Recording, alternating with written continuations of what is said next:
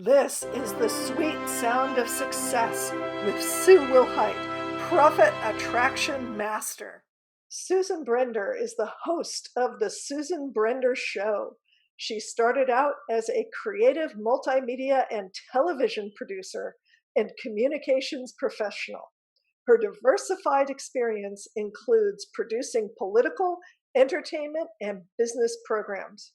As a TV producer, she has worked for CNBC, MSNBC, and WBIS, the Wall Street Journal Report, with many well-known entertainers such as Charles Grodin, Phil Donahue, and many others.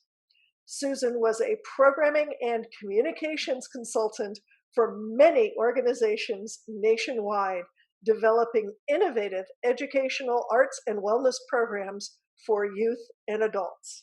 Welcome, Susan Brender. I am so thrilled that you're going to be on my show. Oh, thank you, Sue. I really appreciate your inviting me to the show. Well, you know, you're a media star from many years, and I'm just a rank newbie. So it's just really an incredible honor that you're here with me. So thank you. Well, Sue, I just have to tell you, some people would say that I'm actually, I've been doing this show for so long, and actually I started podcasting, which I want to tell you about, but I really appreciate the fact that you're thinking that I'm a star. I actually think you're a star because you've done so much with your life. But anyway, I'm here to be interviewed, and I look forward to what you have to ask me. Well, absolutely. So the format of the show is the hero's journey for the entrepreneur's soul. And so what I love to do when I'm interviewing people is to put their lives and their entrepreneurial journey into that structure. So let's start with what Joseph Campbell calls the ordinary beginning. Where were you? What were you doing at the very beginning? Yeah.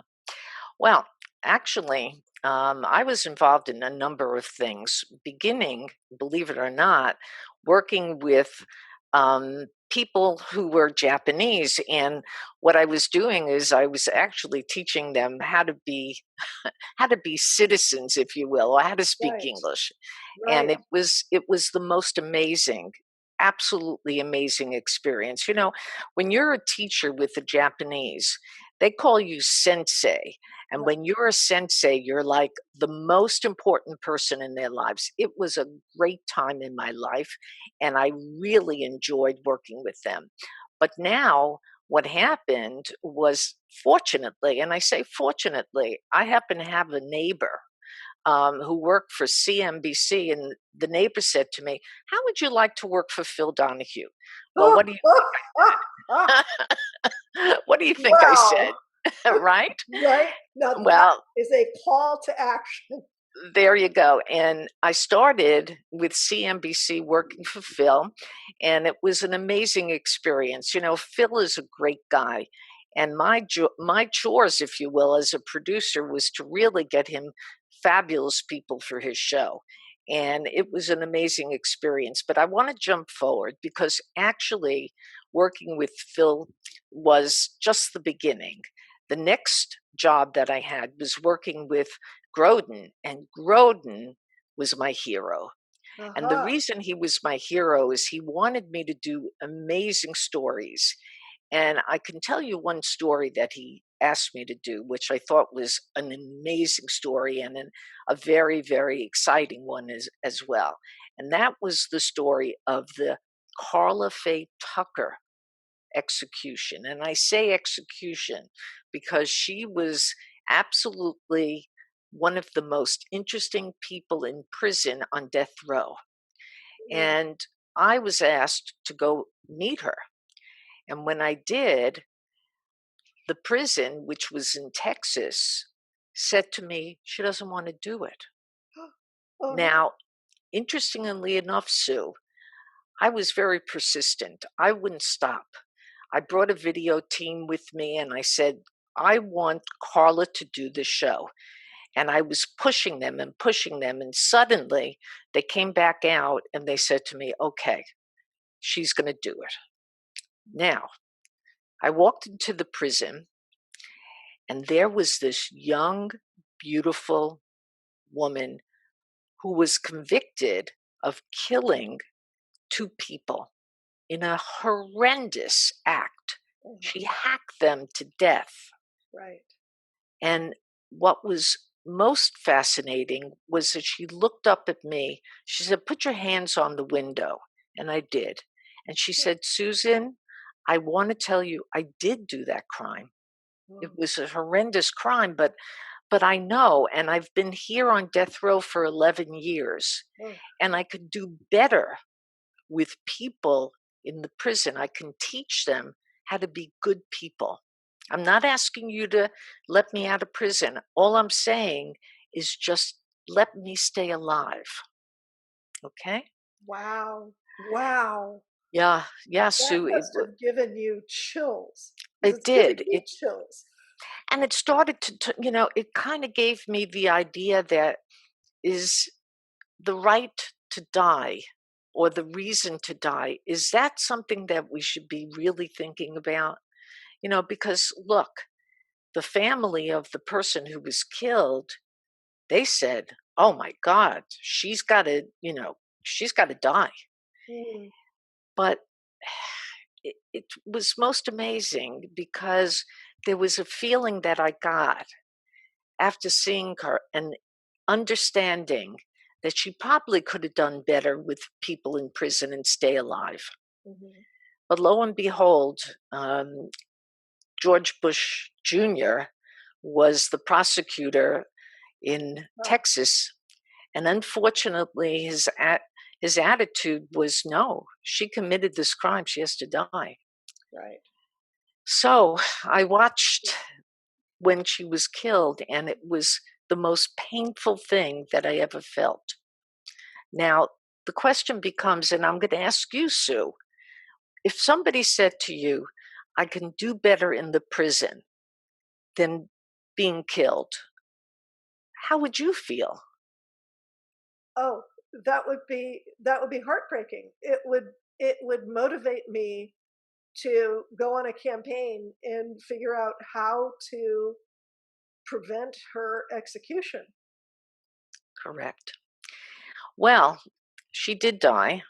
And interestingly enough, Sue, I was with a woman who actually wrote a book about her. And yes, and her son was killed. And she decided to find out who were these people that were on death row. And she wanted to think about the death penalty. She wanted to kind of make herself feel better, because if she met them, maybe she would learn what was behind all of that. Right. And she and I stood outside waiting to hear what the governor said when they killed her. And she looked at me and she said, Susan, my son died. My son was killed. It was horrendous. It put me into a major depression. But the reality is that Carla Faye didn't deserve to die. Well, there you go. Yeah, that's forgiveness, right? Yeah. And then after that, when you work in television, every time a show gets off or is told that it's finished, you have to look for another job. Right. Well, lo and behold, I'll tell you this, and I think you're going to find this quite interesting. I got a call one day, as producer for Charles Grodin, and the woman who called me said, I'm Kim from LA. Would you like to have a very interesting person on your show? And I said, why not? Why wouldn't I? That's your job. Yeah. And guess who she asked me to have on the show, Sue? George Bush? Well, that would have been interesting, but it was Larry Flint. Now, for the people who don't know, yes, it was Larry Flint. Wow. And interestingly enough, that was the time that my show was actually put on hold. So I had all the time in the world to take him around New York City. And I took him to the Larry King show. I took him to the Geraldo Rivera show and all these shows in New York. And we, he thought for some reason that I would know everything about politics, which was such a joke for me because I didn't. But he said to me, Susan, I would like to talk politics. So I said, you know what, Larry, put your money where your mouth is. Let's do a show. Let's do something called a podcast. Ah, And interestingly enough, Sue, this is like about 15 years ago. So right, to tell you the truth, nobody ever heard of a podcast. right, I right. kind of made it up. I call myself the person who invented the podcast. How cool is that? And we did it. And there were people like Ariana Huffington that Uh-huh. was on the show, Bill Maher, who was on the show, and a variety of other people. And if I knew then what I know now, you could be sure that I would do the show. It was called The First Amendment. The Ah, First Amendment. yes. And that is very important, Sue, because Yeah. it is every single day we have to think about the ability when you live in this country to be able to have freedom of speech, to Right. have freedom of the press. Look at us. We could talk about anything. Right. But imagine that you lived in places like China. Could you Right. do that? No, no, not at all. And we just saw evidence of that, Correct. where somebody tried to say that there is this horrible, deadly disease and got shut down for it. I Correct. mean, wow. Yeah, yeah. And that was the beginning of my starting a podcast, which was the Susan Brender Show.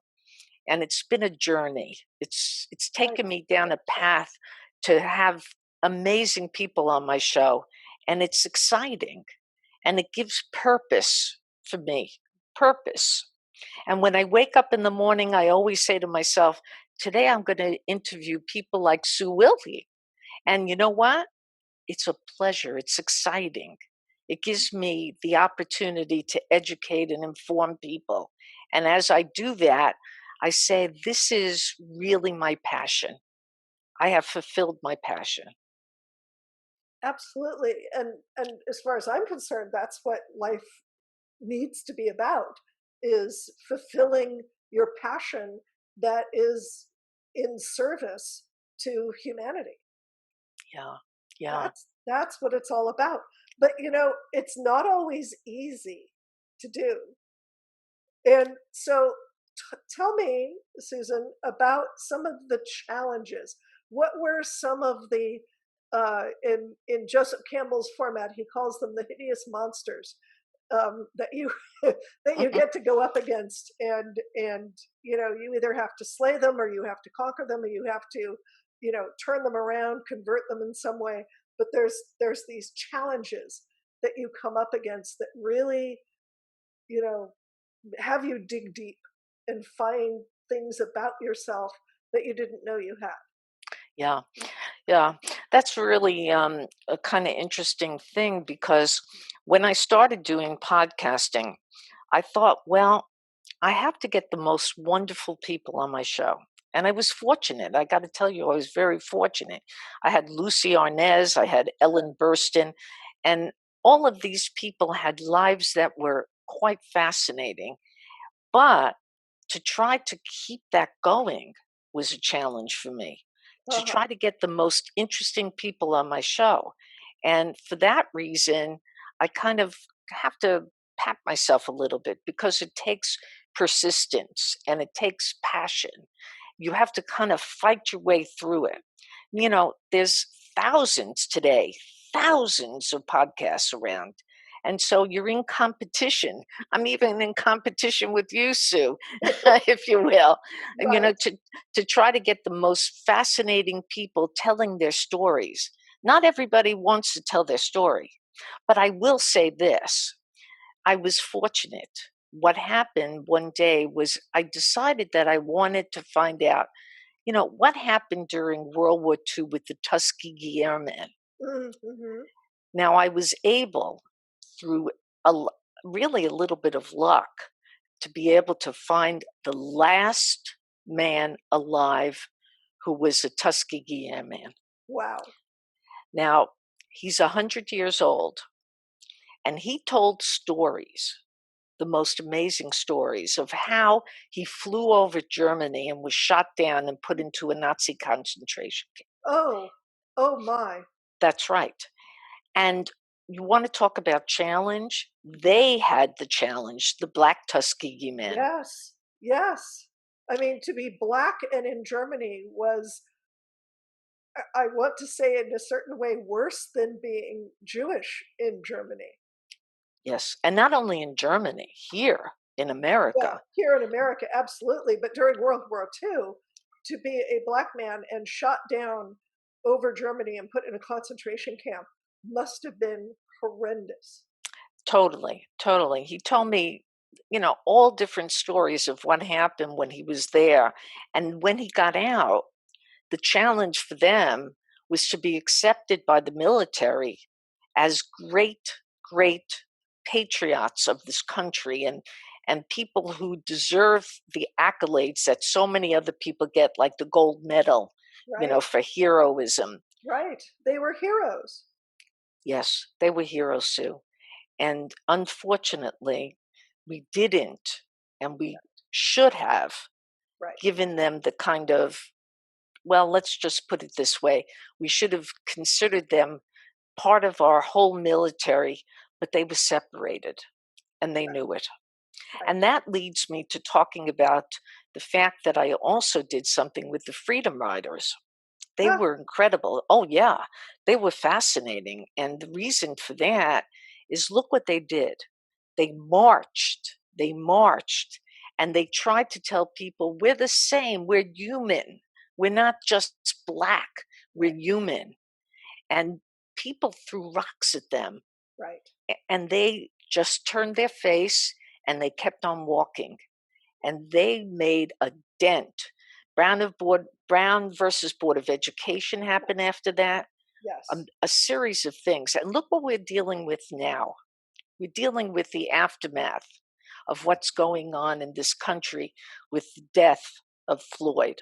Yes. Okay. Yes. Now, people talk all about that. It really has to be thought of as a horrendous act. On It the other does. hand, that's right, Sue. And I I don't care who you are, strangling another human being is a horrendous act. yes, There's no two ways about it. I don't care whether you have authority or not. Sorry, I'm getting on a rant here, but strangling another human being takes intent. yeah, yeah. There's no doubt about it. And the fact is also, though, but riots is another thing. Yes. Now, I had a debate with somebody the other day that riots, that's not an act of faith. That's not making people feel that they ought to accept you. Right. That turns them away. Yes. And I'm not ashamed to say that was a horrendous act as well. Yes. Yes. Completely. Yeah, Destruction in general is not the way forward. yeah, Do you know what I mean? I I mean, do. sometimes you do need to destroy. I possibly going to piss off some of my listeners, but I I completely agree with tearing down some of the Confederate statues Right. and getting rid of them, and that as an act of destruction. But that is an act um, of deliberate. Wait a minute, we've been raising this up as being a hero, and really that's not what we want to celebrate. So we want to put that aside. It's kind of like, well, we were playing with these toys and now we're not going to play with them, but we've outgrown that. and we're going to put this aside. So that's a different kind of destruction in my mind than simply running down the street, breaking windows, stealing, looting, and destroying people's livelihoods. Yeah. Because it's one thing to go after Target, but it's another thing to go after the local, shoe repair store or barber shop or, bookstore. Yeah. Yeah. What happens? What would you think, Sue, if Martin Luther King was alive? How would he think about what's going on? Well, he would be totally in favor of the protests, but I think he would call to people to not riot. Yeah. Yeah. Completely. I say the same thing. Imagine him being okay with rioting. And what about Campbell? Campbell would have something to say about this. Well, I'm sure he would, because this is, to a certain extent, the United States call to action. Yes. We've Yes. had this beginning when we've had these kind of band-aids, and we've tried to I heard somebody put it in a very elegant way, and I'm going to probably mangle it, but we've put these legal band-aids on and tried to make it such that it would be acceptable, and we didn't do enough education to make it acceptable. We just put the legal band-aids on. Yeah. And we didn't do the work underneath to have it be something that people would accept.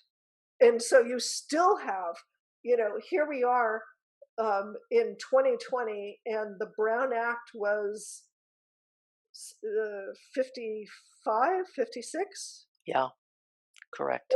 So here we are 70 years later, and Black mothers still have to have the talk with their sons. Yeah. That they had to have in the 20s, 30s, 40s, and 50s. They're still having to have the talk. I was horrified to find that out. Yeah. So, yes, so there's the challenges that we're up against. It's our call to action to be human, to make us all human and all be accepting. I mean, the difference between you and me and George Floyd's parents is like a blip in our DNA. It's like one little molecule between us, and it's insane that we should take that as a difference and take that as them being less than, because they're not. They're human beings, and they deserve respect. They deserve dignity and deserve education and the same opportunities that I was given. I wasn't raised rich. I wasn't raised. My father lost his job 3 times before I was 12 years old, when he finally passed away.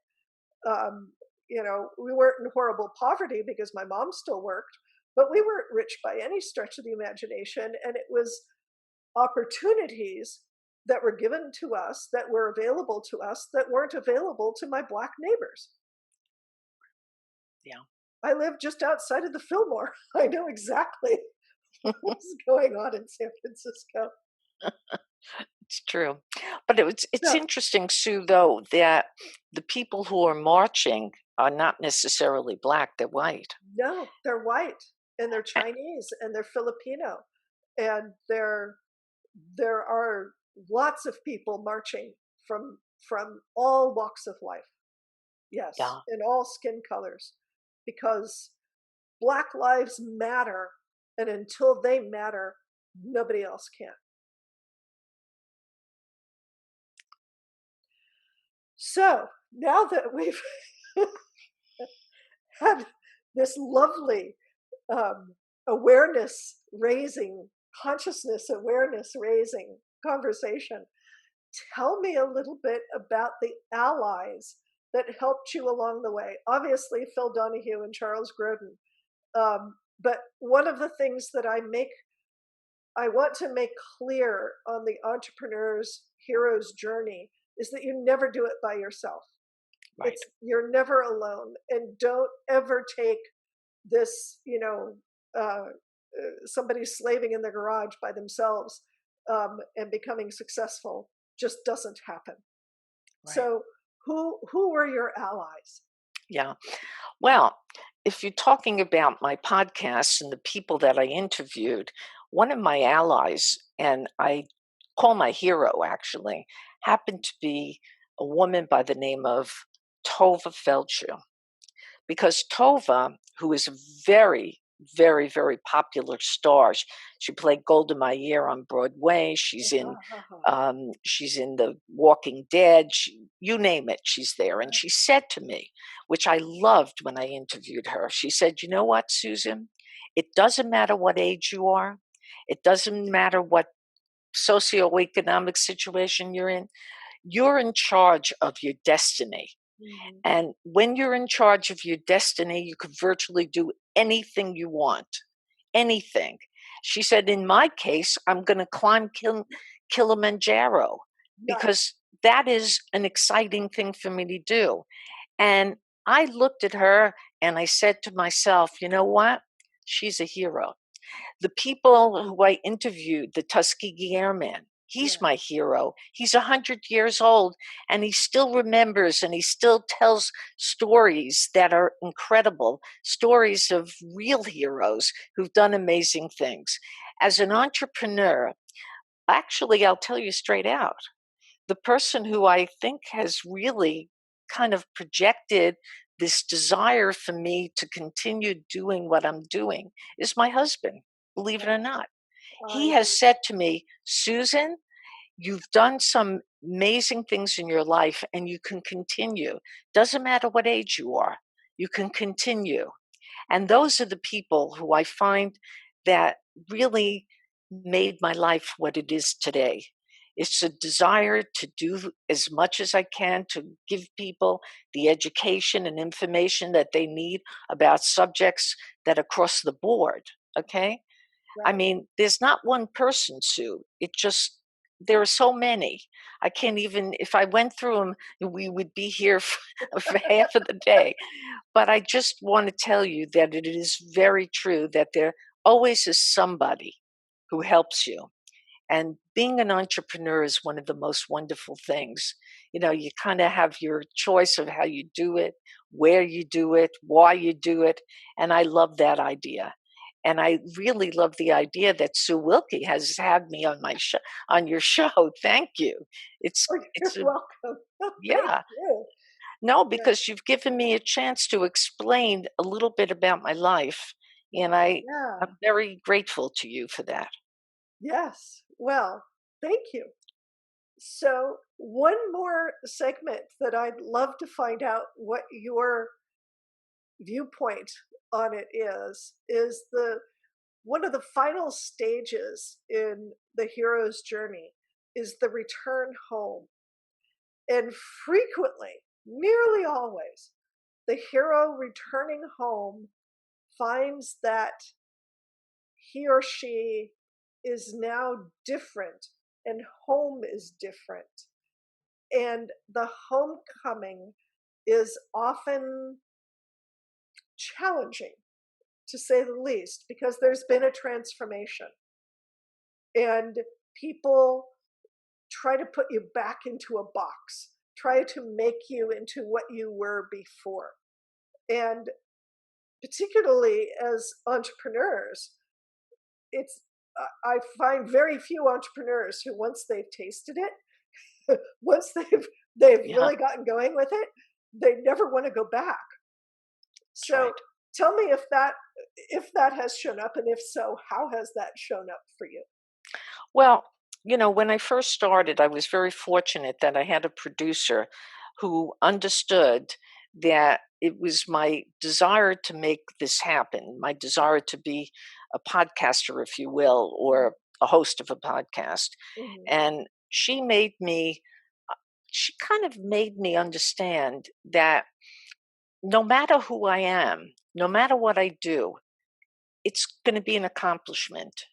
And I feel that since I've been doing it, that I've learned a lot. I've learned it's not easy. Okay. Mhm. I mean, in this field that we're in, this is a tough field. Okay.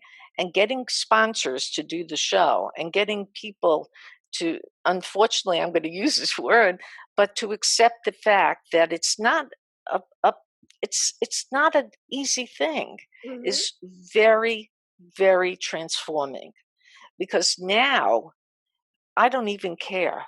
I say, you know what? This is my life. I'm in my investment, if you will, is in my psychological health. It really, doing this kind of thing makes me feel happy. And Yes. when you're happy, there's nothing better than that, you Yes. know? And you have a program which is called Sweet Sound of Success. And I think that's what we're about. We're about the sounds of success.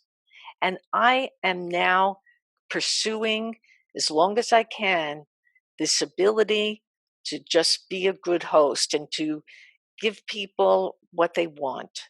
And I love it. And I'm happy to tell you that. Okay. That is, yes, I totally agree with you. It is one of the happiest things for me to be able to share this people with other people. I'm a connector, in Malcolm Gladwell's organization. I am a connector. I love connecting people to people. And here we have this amazing worldwide internet where somebody in outer Siberia could be watching my show and I could connect them to you and you to them. That's mind blowing. At the same time, I could be connecting you to somebody who's in South Africa Right. or in Tuskegee. Right. Right. It's true. It And could it's be happened, by anywhere. the way. It's happened to me. I've interviewed people in Australia, in Mhm. England. I mean, I've just absolutely done things across the board because people are people. And when Yes, you're able to give them information and education about everything, wow, it's yes, such a great feeling, Sue. yes, it is. So, Susan, tell our listeners about your show. Okay. So you can find the Susan Brender Show on www.facebook.com, okay? And on V for Vitality, which is my email page, or my website rather. And if you want to get in touch with me, you can get in touch with me at S as in Susan, E as in Edward, Brender, Brender, at yahoo.com. And I look forward to people listening to my shows on YouTube. They can find them there. And I also say, Sue, and if you don't mind my telling, if somebody would like to be on my show, I would be delighted. Just contact me on sebrender at yahoo.com, and I'll be there for them, and we'll talk about the possibilities. So thank you very much, Sue, for letting me talk and letting me be on your show. Well, thank you, Susan. And I will say, if anybody does want to be on Susan's show, she is a fabulous interviewer and you will just have the best time. So, thank you, everybody, for listening. Thank you so much, everyone who has made this possible. And we will wrap up this episode of The Sweet Sound of Success. What are your dreams for your business? You know what drives me crazy? Really smart business owners denying their talents because they've been taught it has to be hard, because they've been taught that they don't deserve their gifts, that they're not worth anything. They've been taught that their gender means they can't express their genius. I'm Sue Wilhite, and I want you to have access to your genius. I want you to go out and rock the world with your genius. So I created the Call to Action Coaching Program. It's all about getting to the heart of you and what you've got to share with the world to make a profitable business that thrives and allows you to make a difference in the world. Click the link to sign up for the Call to Action Coaching Program today. Don't let your genius go unnoticed.